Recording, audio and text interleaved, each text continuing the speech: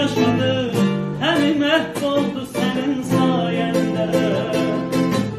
Deli eller veces nefnesi, sabrimi yarımın izranı kesir.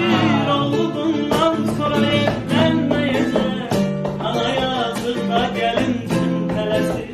Oğlu bundan sonra evlenmeyecek, ana yazıkta gelinsin telesir. Ana yazıkta gelinsin. Allah şükür etsin, bravo, Allah şükür etsin.